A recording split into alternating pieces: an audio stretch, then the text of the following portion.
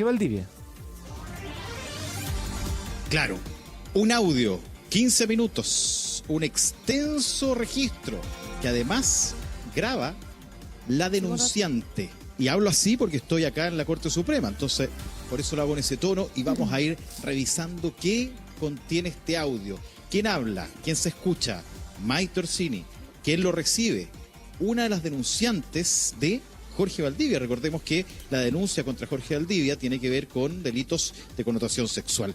Y ahí es donde uno empieza a escuchar a la parlamentaria con un llamado que empieza uno a revisar, a escuchar, y la verdad es que empiezan a generar muchas dudas de cómo su afirmación inicial, lo que se escucha en el registro, luego se transforma en un relato que algunos empiezan a decir tiene que ver con otra intención.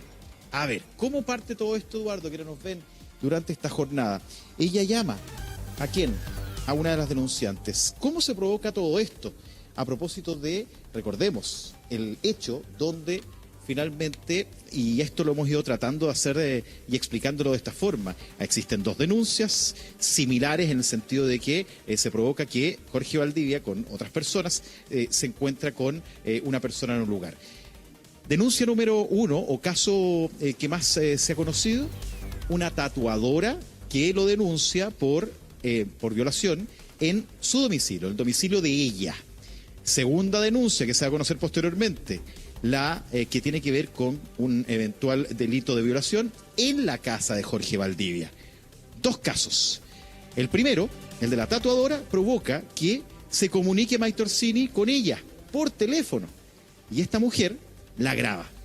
Este es el audio, dura 15 minutos y parte diciendo lo siguiente, tiene que ver con 15 minutos. lo siguiente. Voy a repetir y voy a tratar de leer tal cual, Eduardo. Es mucho rato. Eduardo, y no sé si ahí tenemos las frases porque tengo es muy acá. Llamativo como, primero que todo, se contactan. Las ¿Sí? tengo, Leo, Lo tengo mira. acá yo también. O sea, por favor, Eduardo, mira. Dice, este es el contacto telefónico entre Orsini y la primera denuncia de Valdivia. Dice, primero que todo, decirte que te creo, que no necesito que me cuentes, ni me expliques, ni me digas nada, que no es el motivo de esta conversación. Así que no me cuentes, no revivas ni trates de ponerte en ninguna situación que te pueda generar daño. Comienza diciendo Orsini en esta conversación telefónica del día 23 de octubre. Nada que te pueda generar daño. O sea, ¿para Esa qué es la primera llamaste? parte. Entonces, ¿para qué llamaste? Pues si ya que te llame la pareja conocida, hiperconocida, diputada de la República, además, respecto a una situación que tú estás viviendo, es bastante dura. Luego la parlamentaria continúa el diálogo asegurando que deseaba apoyar y solidarizar con la denunciante. Durante la conversación entregó detalles sobre el contacto que tuvo con Jorge Valdivia la noche en que el imputado se reunió con la primera mujer que lo acusa de violación. Dice, esa noche Jorge me mandó cerca de 100 mensajes desde dentro de tu casa. Yo ahí, Rafa, me detengo un minuto porque a mí me parece que eso es particularmente doloroso, es particularmente vergonzoso de leerlo, como diciendo, lo voy a decir así, porque una persona está acusando una violación. Mientras a ti te violaban, a mí me mandaban 100 mensajes. Eso es lo que le está diciendo una diputada de la República a la víctima. ¿Qué pasó? ¿Pasó algo, Rafa? Tal cual. ¿Y sabes qué? ¿Sabes por qué estoy dándome vuelta aquí con la cámara? Porque justamente quienes defienden a las denunciantes están ingresando ahora a la segunda sala de la Corte Suprema, porque hoy día se va a revisar una instancia. Entonces, a propósito de ese audio, vamos a ver si tengo la posibilidad. No, ingresó, está con el abogado Jorge Correa. El abogado Jorge Correa es representante de una de las denunciantes. Y precisamente se refiere a esta situación, a propósito de cómo el testimonio que está en la carpeta, digamos, este registro está en la carpeta, permite un poco entender por qué ha sido tan relevante lo que Maite Orsini finalmente ha hecho primero en una declaración a la Fiscalía, que se acuerdan, era voluntaria, y también este registro que evidencia un poco el tono en que ella habla con una de las denunciantes. ¿Y por qué es tan importante? Porque en su declaración ella dice que la llama para apoyarla. Cuando uno empieza a revisar, se da cuenta que hay una conversación que tiene otros ribetes, que tienen que ver más bien con algo personal. Y la verdad es que cuando uno empieza a ver frase a frase, Eduardo, y que nos ven a esta hora de la mañana, surgen varias dudas de que realmente ella haya querido clase de ayuda ayudarla, es esa? apoyarla o no cuestionar lo que estaba pasando. ¿Qué Exacto. clase de ayuda es? Es lo que Como no él se decía en el pregunta. Mira, dicho, disculpa que me vaya- ayúdame usted, Mira, es que- compadre. Sí, tranquilo. ¿Qué pasa? Sí. Cuéntame lo que vaya pasando ahí, porque, a ver, mira bien si tienes a alguien relevante para poder conversar, porque están revisando hoy día el posible amparo de Valdivia. Eso es lo que se decide el día de hoy, es para ver si queda en libertad Jorge Valdivia, y en ese contexto han surgido Eventualmente. estos audios o esta transcripción, en el caso nuestro, de la conversación que tuvo Maite Orsini con una de las denunciantes. Está Eva Guerrero también con nosotros acá, abogada.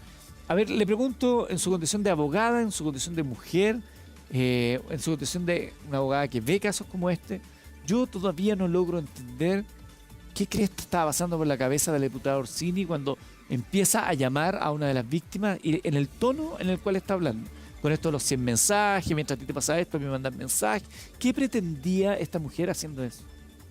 No lo sé, yo creo que es absolutamente inapropiado. Primero, porque es una autoridad de gobierno. Segundo, porque está involucrando a la víctima. Y tercero, porque tú no entiendes muy bien cuál es el apoyo. O sea, si yo te digo, mira, ¿sabes qué? Yo te creo, si necesitas algo, cuentas conmigo. Pero acá la verdad es que hay como unos mensajes bien como ambiguos. Como que por un lado le dicen, mira, como que no te van a creer mucho. Entonces, como para que te crean, porque esto es muy difícil, yo puedo aportarte estos mensajes. Entonces, la verdad es que me parece del todo inapropiado, sobre todo, insisto, porque es una autoridad de gobierno. O sea, uno podría entender estos arrebatos, por llamarlos de alguna forma, a una persona que ejerza otra profesión, que quizás no tenga que ver, ¿cierto?, con las autoridades, que no entienda cómo se desenvuelven estos procesos. Pero ella es abogada, es diputada. Entonces, la verdad es que uno no entiende mucho cuál fue la autor, o no entiende mucho qué es lo que estaba pasando por su cabeza cuando ella, primero, se consigue un número de una persona que tiene calidad de víctima, ¿ya?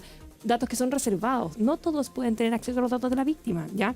Porque es revictimizante y porque ella tiene un derecho a permanecer en esta reserva, ya que la investigación siga su curso sin que se dé cuenta de su identidad, ni sus datos de contacto, ni menos su número de teléfono, ni su domicilio. Entonces, la verdad es que uno aquí entiende que lo que hubo finalmente es un uso indebido de las facultades que tiene la diputada para efectos de poder contactar con la víctima, te insisto, en algo que es absolutamente revictimizante e inapropiado. Alberto. Para mí es súper sencillo y terrible a la vez, porque lo que hace Maite Orsini es finalmente decirle a la víctima o presunta víctima es la calidad procesal que tiene, Claro. por lo cual no está mal decir que ella es víctima. A la víctima le está diciendo, mira, sí, puedo haber estado contigo, pero la verdad que me reporta a mí, que está interesada en mí, no está interesada en ti. Entonces, la verdad que la actitud de Maite Orsini no lo da ahora. Yo creo que uno tiene mala memoria, pero es una persona que tiene digamos, una trayectoria en este ámbito. Nosotros hablamos más de ella por estas cosas, no por su calidad política.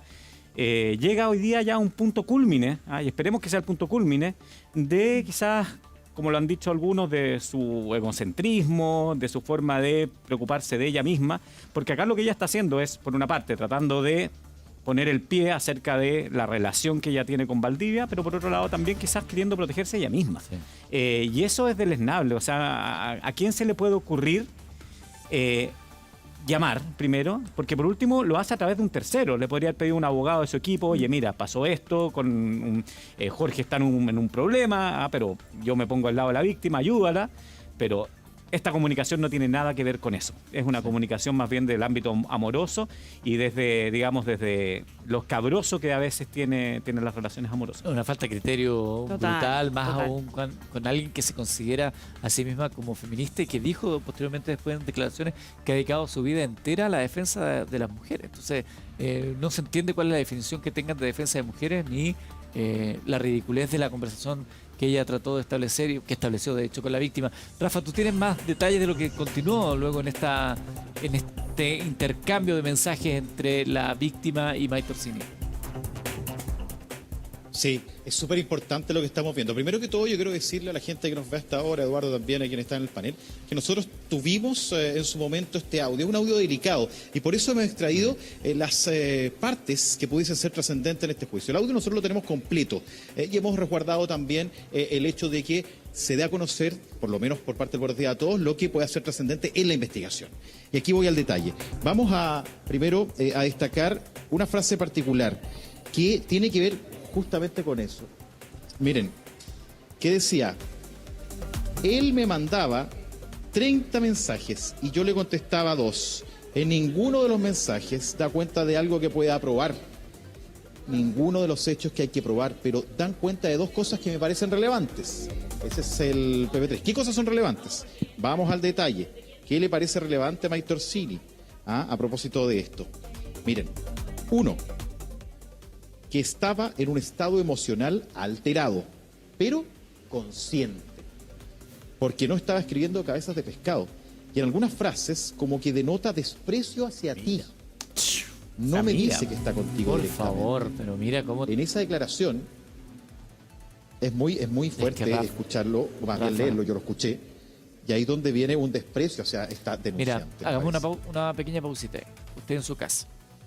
A ver, no es el afán aquí enseñarse contra la diputada Orsini, pero no la puedes cagar tanto. Po. No, ¿Cómo es posible que no te das cuenta de que le estás diciendo eso a una persona que está acusando de haber sido drogada y violada? Le dice que no me dice que está ¿cómo era la frase? Dice que ¿Cuál? algunas frases que como que denota desprecio hacia ti. Pero es como la típica, pero mira lo que le es la dice. típica conversación cuando se descubre al amante. Y dicen, pero mira, Claro. si tú eres la capilla, yo soy la Claro. catedral y esas Como tonteras. humillándola. Humillando, mira, no, tú siempre vas a ser la segunda, él se va a quedar conmigo, etcétera. Es exactamente lo mismo, pero yo ahí me quedo con lo que dice Eva, que da en el clavo. O sea, primero Mike Torsini no es cualquier mujer despechada, es una diputada de la República. Una diputada de la República que hace uso de su cargo para hacer estas cosas. Porque pone esto encima de la mesa siempre en sus actitudes. Entonces, la verdad que ojalá esta persona logre reflexionar y rectificar un poco su forma de entender la vida, entender la política también, y su partido también. Por el bien de todos, digamos, Por el porque bien es una de todos. autoridad, o sea, es una diputada de la República. Yo creo que por el bien de todos los chilenos, que esperemos que la gente que legisla, ¿cierto? Y que efectivamente vota las leyes que después nos van a regir a todos, tenga un poco de responsabilidad también del sentido de su cargo. Además, ella es abogado. Sí, y se sea, jacta a veces de haber sido entendamos- incluso ayudante de Derecho Además- Procesal Penal, por eso uno no entiende este actuar, o sea, Claro, se entendamos jacta eso. continuamente de que estudió Derecho, que fue ayudante de Derecho Penal, ayudante de Derecho Procesal Penal, entonces la verdad es que estos arrebatos no se entienden, insisto, con una persona que tiene el conocimiento.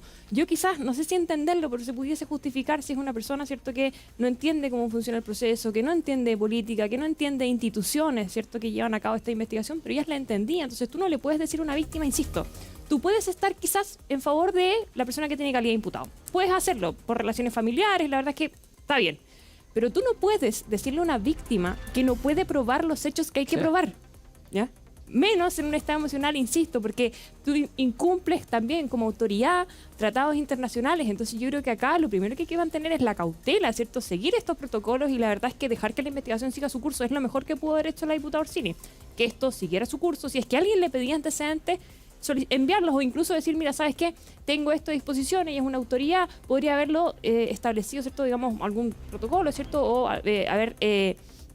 no sé, entregado estos antecedentes directamente al Ministerio Público sin tener este contacto. O sea, si es que tú tienes un antecedente que es muy relevante para el esclarecimiento de un hecho, entrégalo a la Fiscalía, pero no llames a los intervinientes, no llames a la víctima. O sea, eso no se hace, porque finalmente a quien perjudica es a la víctima por un lado, y además Jorge Valdivia, porque esto se tomó como un antecedente nuevo, ¿cierto?, para efectos de volver a decretar su prisión preventiva. Porque uno podría pensar, así desde la maldad, y si no se le está pidiendo, oye, averíguate qué es lo que ella dice que le hice, haz por dónde quiere ir, qué es lo que sabe, qué es lo que no sabe. O dile, Mm. mándale un mensajito para que sepa que su caso no tiene futuro. Claro, que no tiene por dónde. No tiene futuro, no tiene por dónde, se está metiendo con una diputada, con un hombre famoso. Tal cual. Entonces, Pero un poco autocontrol también de tú. Si es que ese fue el caso, decir pero que no. O sea, pero no lo Eva, le hemos podemos visto. pedir autocontrol a alguien que no ha tenido autocontrol amoroso nunca. Yo no me voy a meter en la farándula, evidentemente, pero esta es una persona que cometió un delito de violación de morada con escalamiento a la casa del anfibio algún día, que luego tiene otros casos. ¿Qué recuerdo? Sí. Qué memoria. Después tenemos otros casos de ellas que uno estudia el memoria. prontuario Sí, de las personas detenidas. exactamente. Después tiene otros casos también bastante bullados, algunos que están de hecho en la prensa rosa hoy día. Bueno, y esto es un acto más. El problema acá es que acá hay una víctima, el problema es que acá hay un posible delito. Acá este no es un problema de Jingo contra Mecano, sino Exactamente. que este es un problema de cómo efectivamente protegemos a hoy día a una persona que está acusando uno de los delitos más graves que tiene nuestro ordenamiento, que es una violación. Exactamente. Rafa, continúo contigo desde tribunales. Sí. Eduardo, y si te escandalizaste un poco, y la gente también, y comentamos, porque estamos todos un poco sorprendidos de este audio, vamos a la siguiente lámina. A ver, esto es complemento de lo que estábamos hablando. ¿Qué había dicho ella? No me dice que está contigo directamente. ¿Sabes tú lo que se siente mirar a una mujer y sentir que tú eres mejor, que tú eres más bonita, que tú eres más inteligente y sentirse desolado? Voy a citar tal cual. Una wea así, eso habla cómo se incrementa este diálogo que ya empezó en la gráfica anterior, ya lo revisamos, donde empieza a, yo podría decir, ningunear, a tratar de una forma despectiva hasta denunciar. Ninguneo Ahí está absoluto. cómo sigue la conversación. Barre con ella. Sí, pues, o sea, Barre con pero ella. con una Pero- víctima. Pero además piensa en la calidad, ya cada Eva, que ve este tipo de temas nos puede ayudar mucho. O sea, la víctima está en un shock. Sí. Y más encima que te llame la pareja actual o la ex, porque nadie sabe muy bien en qué estaban, para decirte, oye, pero la verdad que tú eres repenca. Y acá la inteligente, la que él quiere, él me escribía a mí mientras estaban en eso, soy yo, no eres Sí. tú. O sea, ¿qué te pasa, cachai? ¿Qué te Además, pasa? esto lo dice apenas un par de minutos después de que ella le dice, decirte que te creo, que no necesito que me cuentes, ni me expliques, ni me digas nada, que no es el Sí. motivo de esta conversación. Así que no me cuentes, no revivas, o sea, no entiende, no tiene coherencia lo que propone ella al comienzo del discurso con lo que a continuación acomete. Ni trates de ponerte en ninguna situación que te pueda generar daño. Porque para eso te lo voy a hacer yo, parece que fue no te causes daño a ti mismo, que para eso estoy Claro. yo a través de lo que te voy a decir a continuación. Es muy... Es de una vaguedad, es de una... Y es muy revictimizante, ese De- es el de problema. criterio A tan grande. Las víctimas de delitos sexuales en general presentan síntomas de estrés postraumático, ¿ya? Que se pueden, en el fondo, algunos son más severos o otros no. Pero cuando tú revives los antecedentes, por ejemplo, cuando tú le dices, mira, ¿te acuerdas? Mientras tú estabas en tu casa, estabas con él me enviaba mensajes. ¿Te acuerdas que tú te juntaste con él? Bueno, él dice que en ese momento tú, en el fondo, yo era mejor que tú no eres tan bonita, que tú no... Entonces, eso genera en la víctima, efectivamente, revivir ese momento. E incluso algunas víctimas, cuando reviven los episodios, el contexto previo a la violación o posterior a la violación, comienzan nuevamente a sentir, si es que sintieron dolores, si es que percibieron olores, lo que ellas estaban pensando en ese momento. Entonces, este tipo de situaciones, por eso insisto que es muy complejo, porque además en algún momento ella hace como un análisis también, la denosta, como tratando de decir como que no te denosto yo, te denostó él, pero mira, ahí está. Entonces, esos antecedentes, la verdad es que la víctima fue bastante valiente en poder retomar esa conversación, y yo creo que lo que no esperaba ella es que efectivamente este registro se grabara. Eva, perdón, le tengo una pregunta, Eva. ¿Y podría, en el marco del proceso penal, el ponerse una medida de protección a favor de la víctima de que el entorno cercano de Valdivia no se comunicara con ella? Sí, hay una cautelar especial en delitos sexuales, el artículo 372 ter, que te permite precisamente una prohibición de alejamiento tanto de la víctima como de su familia, y una prohibición también de comunicación. ¿Ya? Claro. Hemos avanzado antes, en el fondo, antes de los celulares, antes de las redes sociales, bastaba con una prohibición de acercamiento, digamos, a la casa, al domicilio, al establecimiento ocasional o al trabajo, pero ahora con la evolución de las redes sociales y la mensajería de texto, se prohíbe también comunicarse con la víctima y bajo todo contexto, redes sociales, mensajería, llamados telefónicos, no puedes tener acceso a ella en ningún momento, ni siquiera tampoco al círculo cercano de la víctima. Sí, es que cuando sigo mirando esto, mucho medio sádico, como metiendo el dedo en la llaga respecto a una persona que ha vivido una experiencia brutal, al menos eso es lo que ella señala, que fue violada, que fue drogada, en su propia casa, en fin, y viene alguien y te empieza a meter el dedo en la llaga. Eduardo. Sí, pero a mí me mandaban los mensajes. Sí, pero te encuentras así. Sí, pero yo esto otro.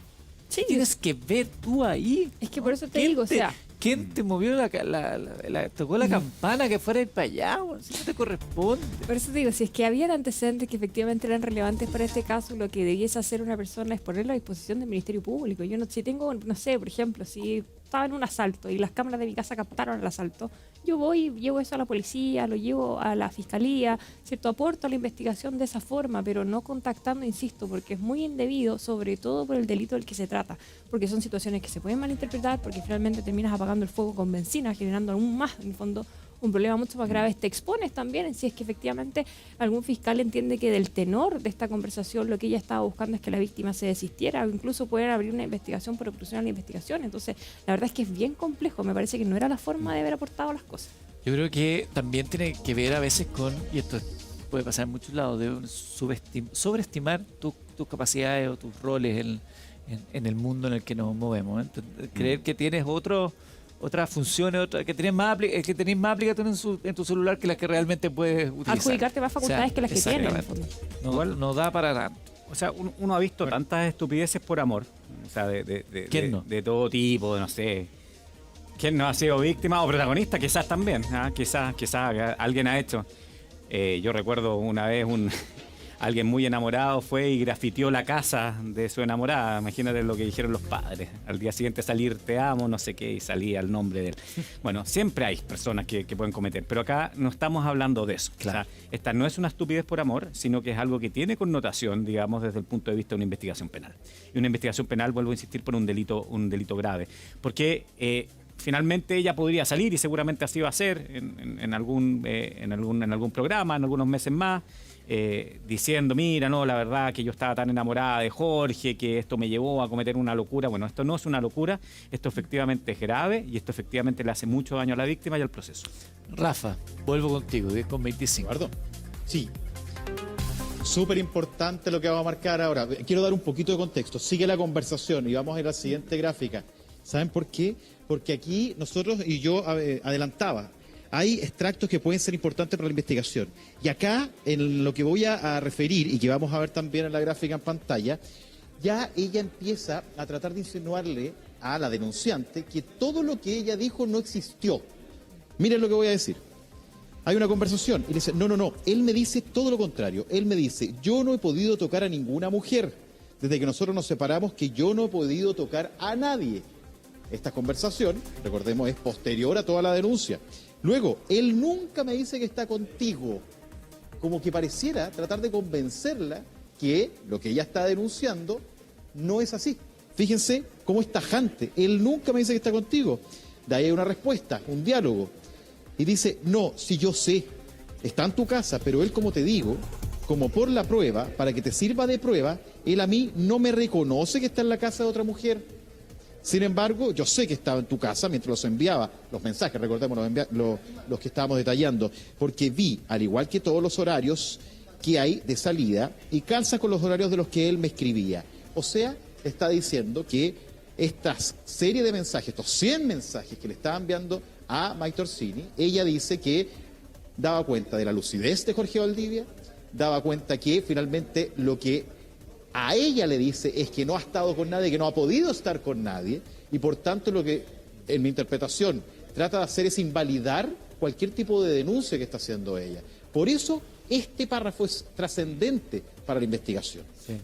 Nosotros, por un tema de estándar editorial, no presentamos el audio, pero lo hemos podido escuchar.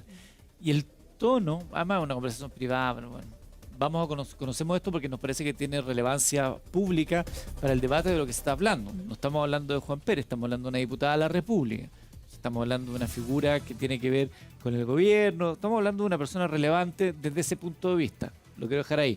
Relevante desde el rol que utiliza hoy día, más allá de su actuar político o su legado político. Dicho eso, cuando uno escucha el audio, el tono también. Sí. Si hay cosas que se leen y hay cosas que se intuyen. Y yo te puedo decir una cosa y la otra es que te puedo decir así, como insidiosa, como metiendo.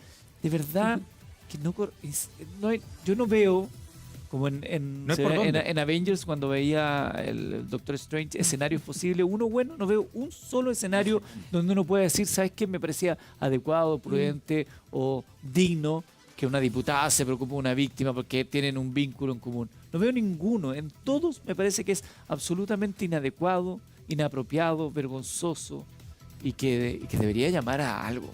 No quedar Totalmente. Solamente en la indignación que siente usted, que siento Totalmente, yo. porque es un cuestionamiento directo a lo que está denunciando. Si ese es el problema. El punto acá no es que ella se haya contactado con la víctima y que le haya aportado antecedentes de investigación. Si eso no es el problema. El problema es que tú cuestionas directamente a una persona que tiene calidad de víctima en una causa, que insisto, tal como decía Alberto, por ahora tiene esa calidad de víctima y no nos corresponde a nosotros, a los ciudadanos comunes y corrientes, juzgar si es que el hecho es cierto o el hecho es falso. Eso le corresponde a un tribunal, ¿ya?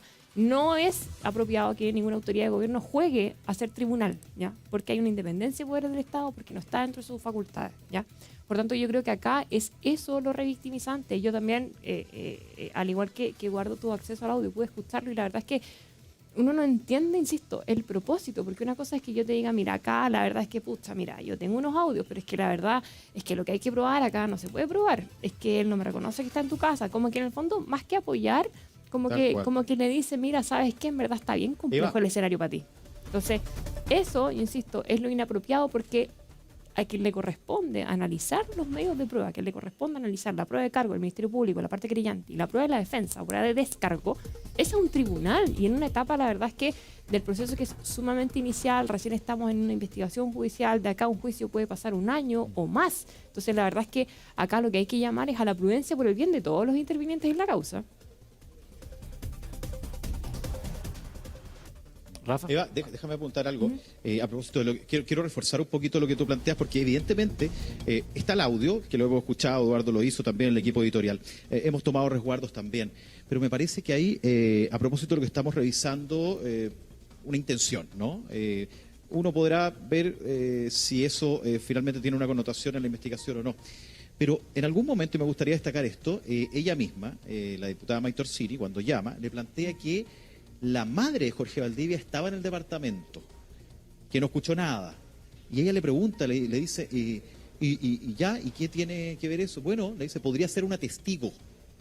O sea, en algún momento también le esboza un poco el escenario, primero de invalidar lo que ella plantea, la denuncia, y luego incluso tratando de sugerirle una testigo que evidentemente, a propósito de lo que se escucha en esa conversación, también estaría en la línea de decir no escucho nada, no estaría siendo real el testimonio. Por tanto, cuando uno va sumando esos elementos, me parece que la interpretación, más allá de que claramente hay un móvil que trasciende el de una parlamentaria, sino que un elemento o alguna motivación de haber sido la pareja de Jorge Valdivia, luego viene el otro punto de influir en la investigación, y por eso hemos recogido estas partes que tienen que ver precisamente con lo que tiene implicancia con lo que se está viendo actualmente. Nosotros estamos, recordemos, en la Corte Suprema a propósito de saber si eventualmente pudiese haber un camino para que salga nuevamente de la prisión, y ahí es donde estos párrafos tienen que ver precisamente con eso, con la influencia que pueda tener en ese caso, ese llamado de la expareja de Jorge Valdivia, el que está siendo denunciado, para invalidar o no el testimonio de la denunciante. Claro. Y ahí me parece que cuando uno empieza a mirar, va en esa línea, esa conversación que parte con la premisa de todo lo contrario que después realiza, como indicabas tú, Eduardo. Pero si hay algo en que ella es consistente, en que ella ha querido intervenir en esta causa. O sea, ella manda este mensaje, pero recordemos que fue voluntariamente prestar una declaración. Sí. O sea, a ver. Después sí, pero va, Rafa. O sea, pongámonos en el escenario. Sí, por supuesto. Acusan a nuestra pareja de cometer un delito grave. Uno no va al día siguiente al tribunal, digamos, a dar una declaración voluntaria de que, mira, posiblemente mi expareja hizo esto, pero no lo hizo, y después te ausentas. O sea, ella ha tenido un actuar que sí ha sido consistente de querer intervenir en esta causa. O sea, ella, no sabemos muy bien, se habla de la expareja, pero a veces ella también dice que sigue enamorada, o sea, está todo este enredo. Ella tiene un interés de lo que pase con Jorge Valdivia, y ese interés es bastante claro. Y eso es grave, porque no es cualquier persona que está influyendo. O sea, es una diputada de la República la que va ante un fiscal.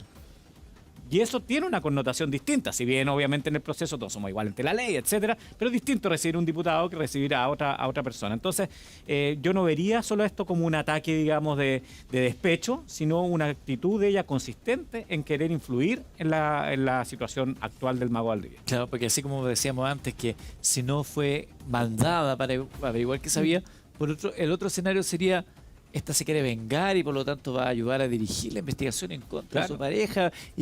Pero en ninguno, Eduardo, insisto con el punto, en ninguno de los escenarios tienes pito que tocar, no tienes vela en el entierro, no tienes nada que hacer ahí, no es tu lugar, entonces no tienes nada que meterte. Esto de que no, que por la naturaleza de mi trabajo, siempre he dedicado mi vida a la defensa de las mujeres, es un tollo. No, si tú te fijas, las corporaciones en el fondo y las fundaciones que se dedican a la representación jurídica o a la ayuda, atención psicológica a las víctimas de delitos sexuales jamás van a llamar a una víctima por teléfono para efectos de cuestionar el relato. O sea, parten de la base de que efectivamente no se cuestiona y que lo que hay que aportar entonces son ayuda en procesos reparatorios, representación judicial y asistencia. Ninguna persona que se dedica a la representación y a la ayuda de víctimas de delitos sexuales hace esto. ¿Te acuerdas Ninguna. que la propia ministra de la Mujer, cuando fue Ujú. consultada de por qué no se había colaborado, prestado atención en este caso, en el caso Monsalve, señalaron que tiene que haber un interés de la víctima también para que ellos puedan actuar. No es como que llegamos ya y, pues, oye, esto es lo que nos toca a nosotros, ven para acá, hablemos, cuéntame cómo fue, déjame tomar. No funciona así, pues, no funciona así el sistema. Ahora les pregunto a ustedes, abogados, me imagino que los diputados tienen una comisión de ética que será más o menos seria. La persona que votó Te imaginas mal. a Maestro Cine, Te claro, imaginas mal. quise ser irónico. Uno puede como ciudadano decir, oye, me parece que el actuar de este parlamentario no tiene nada que ver con lo que uno espera del parlamentario. ¿Puedo yo iniciar algo? No. Mira, qué buen punto. Los diputados y los senadores se autorregulan. Qué rico eso. Entonces, genial, porque la verdad que los pecados de uno siempre son menores que los pecados del otro. Claro. Uno se mira y se mira al espejo, ay, mira qué lindo soy, la cuestión, y la verdad que uno la defecio, pero igual se sigue encontrando lindo. Bueno, eso pasa en nuestro Congreso Nacional, todos se encuentran lindos, etcétera. Entonces, la Comisión de Ética funciona, la verdad, como más bien una entidad más bien de mandar mensajes políticos, de ensañarse con algunos y con otros no, etcétera. Y efectivamente podrían iniciar los diputados una denuncia a la Comisión de Ética y ella podría tener una sanción del hasta el 5% de su remuneración mensual. Remuneración mensual que no debería tener porque esta mujer no va a trabajar hace mucho tiempo por lo demás. Entonces, bueno, la verdad que no pasa nada. Un chiste. No, es que las sanciones en los parlamentarios siempre son económicas, son multas. Ya Pero no que existe sea una sanción, relevante. una destitución. Claro, pero no existe una destitución, por ejemplo, que digan, ya sabe que usted efectivamente no tiene un actuar probo, usted no cumple con ese requisito básico ya para ejercer función pública, entonces váyase. No puede ser esa, no está esa O posibilidad sea, en ni el fondo de la siquiera Comisión de a uno Ética. que ahora desaforaron y que está en prisión preventiva le corre eso. Todavía está. Exacto. Pero Sí, imagínate, prisión preventiva, ¿no? hagamos el ejercicio. Ya, Eduardo, sancionate a ti mismo. No, claro. Es como que, sí, es porque además es como gremial, pues como ya Claro. todos nosotros nos vamos a poner de acuerdo, todos los que salimos en pantalla, porque la Eva dijo algo inadecuado, entonces, pucha, nos están jodiendo la vista en las redes sociales.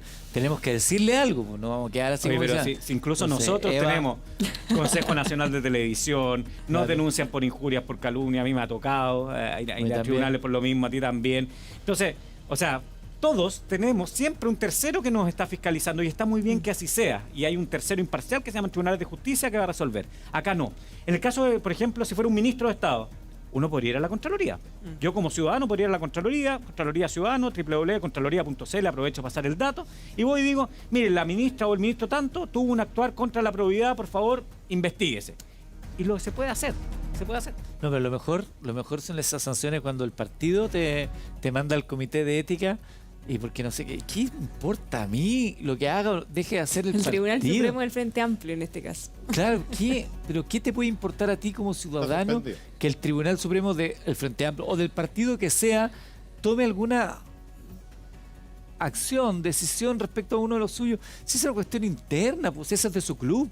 Pero el ciudadano, porque son personas elegidas por la ciudadanía, no le va ni le viene. El otro día veíamos a no sé quién, pero la misma diputada Orsini que andaba en el, ¿cómo se llama? Latin Congreso, ¿sí? ¿Cómo se llama?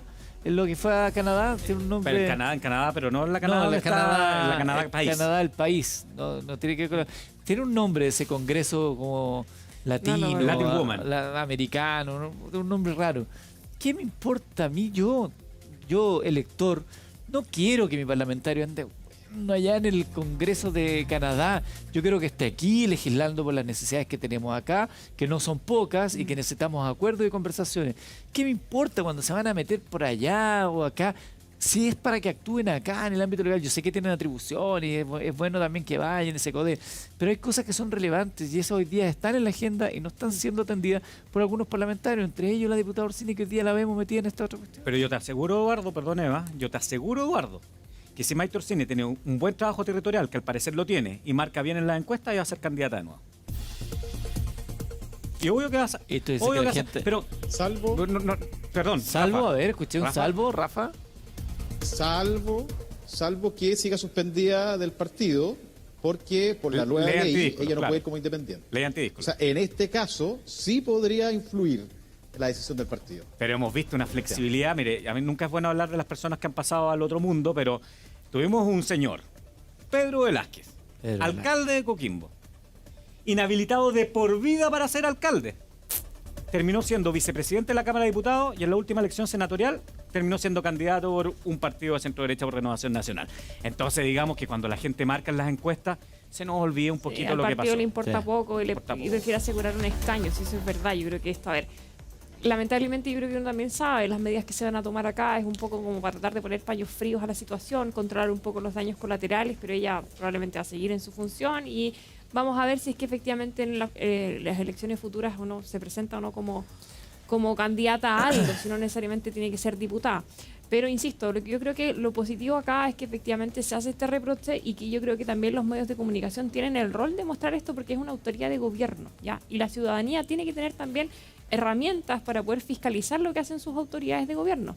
Yo creo positivo, sí, cuando se hacen estas especies como de congresos internacionales, ¿cierto? Se habla de las experiencias internacionales de otros estados, sobre todo cuando estamos hablando de mujeres diputadas, porque pueden haber políticas, ¿cierto?, de género que pueden ser bien interesantes, que se pueden copiar, ¿cierto?, que se pueden analizar. El problema es que yo creo que cuando uno manda a un representante a un comité internacional, a lo menos ese representante tiene que tener algo de dignidad en su cargo y al menos Pero la cara además, para poder representarnos a todos. Muchos de esos congresos pueden ser un Zoom. Sí, O sea, pero el turismo parlamentario, el turismo de los concejales, es brutal. Pues. Si es cosa, no solo el caso de Maite Orsini, o sea, acá de repente visita al Congreso de la no sé qué, y de qué nos sirvió para la legislación, etcétera. Aquí- Hay ciertas es instancias que- que son importantes, pero ¿quién dirige las relaciones internacionales? el Estado. ¿Pero quién no? El El, gobierno. presidente de la República, Sí, claro. el Ejecutivo. El Ejecutivo. Para eso tenía un Ministerio de Relaciones Exteriores. Parlatino se llama ¿Parlatino? la instancia, la que fue en Panamá, la diputada en este Sí, periodo. tenía un tiempo. nombre como Parlatino. medio latino. así como- Me suena como un Como en un festival, carrete, un te suena festival carrete, de- la No, verdad. el PAN Latino Suena efectivamente carrete. es una institución internacional que existe y existe también en algunos países se eligen los parlamentarios que van a estas instancias, etcétera. O sea, pero la verdad que no tiene mucha Pero además relevancia. hay momentos y momentos. Si estás metido ahora en el ojo del huracán, ahí cuando te está lloviendo sobre mojado, e ir a meterte al Parlatino, ¿qué me importa a mí que vayan a hacer al Parlatino? ¿Qué política pública pero se va a derivar de esa tiene visita? cosas de personalidad al Parlatino? también, Lo ¿ah? interesante es, ella antes del caso Valdivia, ¿tenía agendado este viaje o lo agenda por el caso Valdivia? Puede ser. ¿Ah? Rafa, continuamos contigo porque Buena pregunta. solo Sí. peor todo esto. Oye, Eduardo. No, pero déjame poner un punto. Disculpa que. Déjame poner un contrapunto a todo lo que han planteado como para sumar a la conversación. Me parece que hoy día hay aires de cambio, y lo pongo así en ese concepto, porque estamos en la Corte Suprema, donde me contaban al iniciar, ha costado conformar las salas porque hay jueces menos. Y eso es porque, no sé si inéditamente, porque había un hecho anterior, sale la ministra Vivanco por una situación que la investigación en paralelo se está Caso haciendo, y se toma una decisión de parte de los pares en el caso Audio. También tenemos situaciones que uno podría decir, a lo mejor ahora es distinto. Evidentemente uno diría, no, la van a suspender un tiempo en el partido que milita Maite Orsini, pero quizá no. Yo creo que ahí, hoy día yo creo que están las cosas distintas. Recordemos, por ejemplo, Marcela Cubillo fue una elección, no salió, producto de otra situación que tuvo con la Universidad de San Sebastián. A mí me parece que hoy día, y disculpa como para poner el otro punto bien. de observar, y decir, a lo mejor Ojalá. hoy día las cosas son distintas. Rafa, Y me parece que acá podría haber algo de eso. Tú pasas en Pongo el tribunales, punto. tú pasas en tribunales más que yo. Hay una diferencia. ¿Ah? Ángela Vivanco pertenecía a la casta de jueces supremos No, sí. o venía Claro. afuera. Ah, bueno. Ah, bueno. Le Ah, pasó, bueno. espérate. le pasó por Ya, ser Alberto, extranjera en Alberto, tierra de privilegio. Alberto, buen punto. Mira, Alberto, tú hiciste historia con Maite Orsini, con la parlamentaria actual. Ujú. ¿Es estrictamente el ámbito político histórico? Bueno, sí, es verdad. Algunos lo pondrán en duda Que porque ella también. fuera un outsider, pero también es de la entonces- fundadora. Es del grupito. También. El del pero grupito pongo del el carrete punto de las también. tardes. Te puse el contrapunto Está porque ahí bien. también podríamos mirarlo así. Los políticos con más trayectoria dirán, oye, ella no tiene una trayectoria política anterior. En fin, pero pongo el punto Buen también para complementar la conversación. Recordemos que estamos en la Corte Suprema. Hoy día puede aprobarse el recurso de amparo o rechazarse. Esa prueba se abriría el camino para que Jorge Valdivia pudiese salir de la cárcel. Eso es importante marcarlo. Y están a esta hora ya en la segunda sala. No sé si empezó, porque vi entrar a los diferentes intervinientes. Hablamos de la Fiscalía Oriente, hablamos de la abogada de Jorge Valdivia, Paula Vial, hablamos de Jorge Correa, que es el representante o querellante de la segunda denunciante, la podríamos decir la del restaurante El Toro, para ponerlo en Claro. simple. Y también está Julián Parada, que es el abogado. Siempre viene Juan Pablo Hermosilla, hoy día es un día importante para él, ya vamos a contar eso. Entonces vino otro abogado para la primera denunciante, la tatuadora, que es Julián Parada. Ahí están todos, ¿no? Y en esta sala se va a revisar finalmente si se acoge o no el recurso de amparo, que ya fue rechazado, recordemos, por la Corte de Apelaciones de Santiago, y también la Corte de Apelaciones de San Miguel, que dijo no puedo revisar esto porque ya hubo una corte que se refirió. Eso en resumen, por eso estamos acá. Luego, sigamos viendo, ¿saben qué me gustaría marcar también en cuanto a los elementos que además nos acompañan las gráficas que permite visualizar este diálogo? Insistimos, tenemos el audio y lo traspasamos. Que va con yo podría decir, un giro en la conversación de Mike Torsini. Cuando plantea la primera parte dice, no voy a poner en duda nada. Luego ya vimos, lo empieza a poner en duda. Luego viene, cuando ya empieza a darse cuenta, y esto puede ser una interpretación, de que la denunciante como que no le convence lo que le está planteando, empieza a tener nuevamente un giro. Entonces aquí va la respuesta. Es la gráfica número 9, por si acaso, para ir viéndola también en pantalla. Dice, por supuesto que ocurrieron, se refiere a los hechos. Yo no tengo duda de eso. O sea, fíjense cómo ahora nuevamente trata de ponerse en lugar y le reconoce ante el cuestionamiento de la denunciante. Mike Torsini le dice, bueno, yo no tengo duda que ocurrió todo eso. Cosa que ya había puesto en duda. Dice, lo que me parece psicopático es que mientras lo hacía, o sea, que cometía el delito eventual de violación, y cito, el huevón tenía su celular en la mano y me estaba escribiendo todas esas, nuevamente dice, weas, a mí. Luego, la siguiente gráfica, dice, yo como a las 12 de la noche, entendemos, le dije, Jorge, yo no puedo más, me voy a dormir, no puedo seguir hablando contigo, y dejé de mirar el celular, y todo era por Instagram. Entonces, cuando desperté, vi que me había seguido mandando mensajes, después de las 12, pero no sé a qué hora los habrá enviado. Hay como un giro ahí, como que llega, le dice, no tengo por qué cuestionarte, luego la cuestiona, y luego vuelve a plantear que en algún momento nuevamente le cree a la denunciante para mantener este diálogo que, recordemos, se extiende por 15 minutos y que tiene varios elementos que ahora estamos conversando, Eduardo. Bueno, de nuevo, es como el zigzagueo de esta conversación de mira lo que me pasa a mí, mira lo que pasa a mí, mira lo que pasa a mí. O sea, que te digan que mientras esto estaba pasando estaban texteando conmigo, o sea, yo te creo, pero es imposible. La guagua en el bautizo, la novia en el matrimonio, el muerto sororidad en el velorio. Cero. Partamos por ahí, que es como un discurso efectivamente también que ha sido bastante abanderado por el Frente Amplio, pero me parece que, te insisto, la pregunta es cuál es el propósito, porque a ratos pareciera ser que ella como que quiere colaborar con la víctima, a ratos casi que le está haciendo como una especie de asesoría, no sé, jurídica, psicológica, mira, lo relevante, estos mensajes son esta parte y esta parte. Me parece que la personalidad de Jorge tiene ciertos rasgos psicopáticos, como hace aquí, como hace allá. Entonces, la verdad es que uno no entiende un poco cuál es el propósito de este llamado para después decirle, partir diciendo lo que tienes que probar, en verdad como que no lo vas a poder probar, pero mira, tengo estos antecedentes, esto te puede servir, esto no te puede servir. Me parece como que empieza a hablar de rasgos de personalidad. Entonces, te insisto, o sea, cada vez que uno avanza, digamos, escuchando esta conversación o leyendo en el fondo los párrafos pertinentes, uno se pregunta eso, ¿cuál era el propósito? Y la verdad es que no... Vende a su expareja como haciéndole sentir que tenemos una causa común. No la ven. Caguémonos. No, pero por eso, pero es como tenemos una causa común. Tú y yo tenemos un hombre en común que... Es que yo creo que no hay causa común, yo creo que es un sálvate solo finalmente. Ella lo esto es...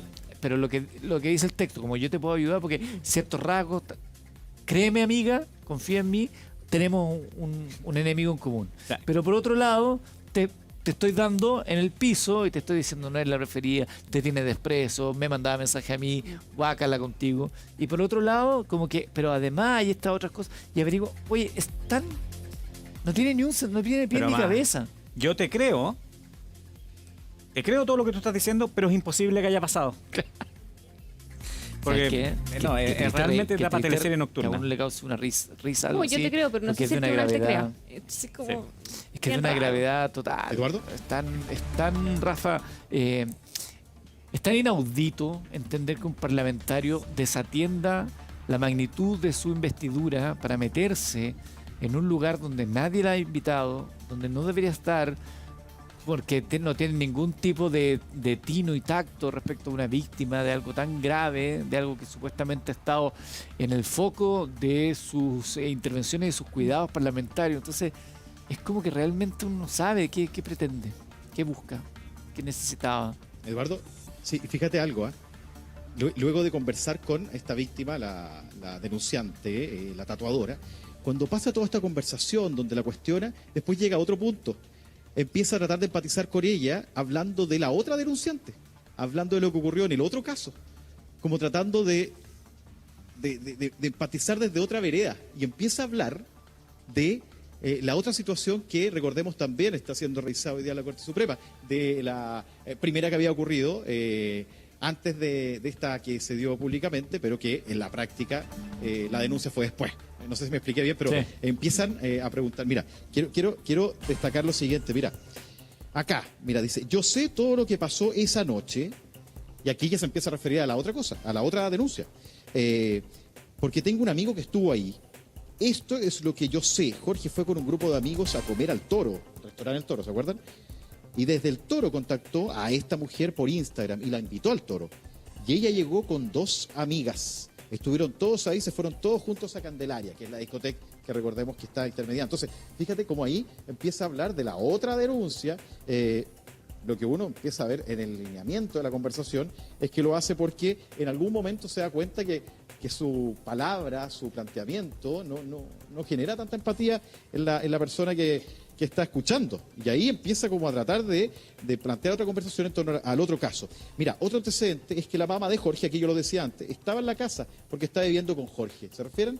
A la segunda denunciante. Claro. O sea, conversa. Fíjense lo que terrible. Conversa con la primera denunciante de lo que ocurrió en la segunda. Claro. Y trata de hacerla que empatice. Entonces, de verdad, aquí me parece que también tiene que haber un punto, ustedes lo decían, ¿en qué momento se le ocurrió hacerlo? ¿En qué momento planteó todo esto del evento? Y yo me adelantaría a decir también que cuando termina la conversación se da cuenta que no fue tan exitosa su conversación y posterior a ello llama a la fiscalía y dice voy a prestar declaración de forma autónoma Claro. o de forma Voluntaria. voluntaria. ¿Abogado? Entonces, lo que vemos acá es que ella se da cuenta que no fue la mejor conversación con la primera denunciante, con todo esto que estamos revisando. Aquí veo algunos de los comentarios y hay varios que señalan 2 puntos. Primero, si no se le puede a ella perseguir por obstrucción de la investigación. Y segundo, si considerando que ella hoy día está en una situación de salud complicada, Eso. eso no puede servir también para proseguir quizás con una salida o destitución de su cargo.